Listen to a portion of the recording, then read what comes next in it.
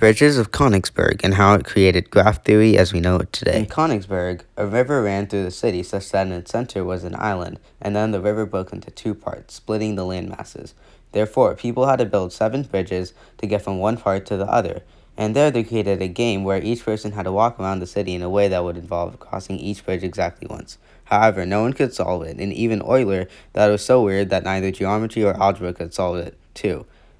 Euler then published a solution in which, instead of putting a whole layout that would take a lot of time of drawing all the bridges and connecting them in various ways, he would turn it into a graph problem using just the 7 bridges in the abstract landmasses themselves. By inventing this graph based on edges and vertices, he formed the foundation of graph theory based on spatial logic and reasoning. Now here is a map of Konigsberg as we know it today. By separating it out, the landmasses and the bridges, he marked each landmass as point A, the middle landmass as B, the bottom landmass as C, the most eastern landmass as D, and he marked each bridge, numbering them from 1 through 7, based on how they connected between each landmass. Using these bridges and landmasses, he created a network graph. Each network graph has an edge and a vertice. From what Euler understood, he based each vertice on a landmass, forming 4 vertices, and each edge was a bridge, forming 7 edges. Using these same principles, we can now draw our own network graph to represent the Konigsberg bridges shown before. Again, each node or vertice will be A, B, and C, and D as Euler labeled, and each bridge will connect the specific landmasses that it was connecting in the picture before. What Euler observed was that if we counted out the number of edges that connected to each vertex, also known as a vertex's degree, was that all 4 vertices had an odd number of edges. For example, we counted out A, which has 3 edges, B, which has 5 edges, C, which has 3 edges, and D, which has 3 edges. Those are all odd numbers.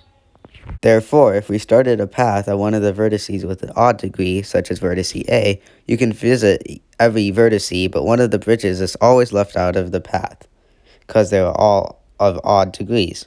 If we take this a step further, we can see that we have a simple square, where it's an easy Eulerian path to take, and that's because all 4 of them have an even degree. Here, however, with 6 edges and 4 odd degrees, there's always one bridge left out, so the Euler path is no solution. Here, however, although there is 2 odd vertices, since there's an even number of odd vertices, we can start at an odd vertice and end at an odd vertice, therefore making an Euler path.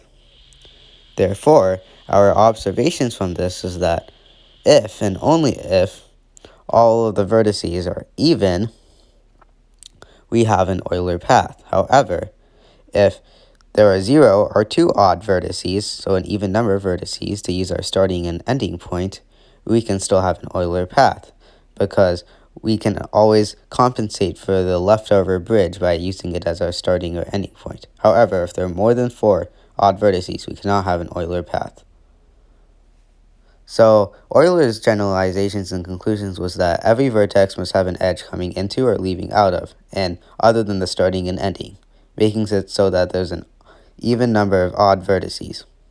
A solution to the bridge of Konigsberg was that if you add an 8th bridge, as we see here, it will make it so that the vertice N has 3 edges, C has 6 edges, E has 4 edges, and S also has 3. So there's only 2 odd vertices, or odd degree of vertices, making it so that there is an Euler path. So overall, if there's 0 vertices, the path is traversable, and it would be the same starting and end point, making it an Eulerian circuit. However, if it's 2 odd vertices, you would have to start and end at an odd vertice. Lastly, if there are more than or equal to 4 vertices, there's no path to take. Some uses of network theory would be GPS to find the shortest route, airline traffic, and power grids for for electricity. Also, you can use it for chemistry, for the Vesper theory, or to find the shortest distance between a lattice structure. Thank you for watching.